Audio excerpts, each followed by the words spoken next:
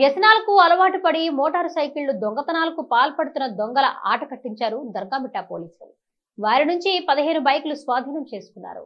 ఈ నేపథ్యంలో నెల్లూరు నగరంలోని ఉమేష్ చంద్ర కాన్ఫరెన్స్ జిల్లా ఎస్పీ కృష్ణకాంత్ మీడియా సమావేశంలో వివరాలను వెల్లడించారు.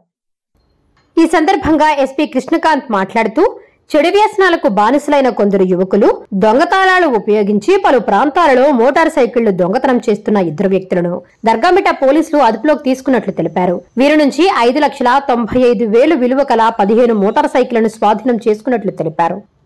మనకు దర్గామిట్టా పోలీస్ స్టేషన్ లిమిట్స్ లో కూడా కొన్ని దాదాపు 15 బైక్స్ దాకా థెఫ్ట్ జరగడం జరిగింది. దాని రికవరీకి సంబంధించి ఈరోజు మనం ఈ ప్రెస్ మీట్ కండక్ట్ చేయడం జరుగుతుంది. దీంట్లో మెయిన్ ఏంటంటే మనకు ప్రాపర్టీ అఫెన్స్కి సంబంధించి మొత్తం 6 మంది ముద్దాయిల్లో 3 నెల్లూరుకు సంబంధించిన వాళ్ళు, మిగతా 3 కాకినాడకు సంబంధించిన వాళ్ళు ఉన్నారు.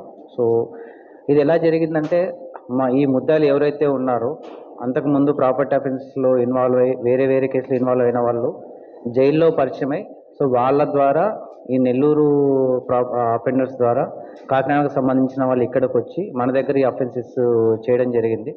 దీంట్లో కొంతమంది ఆల్రెడీ ఒక పర్సన్కి అయితే ప్రసాద్ అనే పర్సన్ అతనికి కాకినాడలో కేడీ కూడా ఒకటి ఓపెన్ అయ్యి ఉంది. అక్కడ పోలీసులను కూడా మనం విచారించిన టైంలో కూడా కనుక్కోవడం జరిగింది అతను ఏమేమి అఫెన్సెస్ చేయడం జరిగిందని చెప్పేసి. సో దాంతోపాటు ఏంటంటే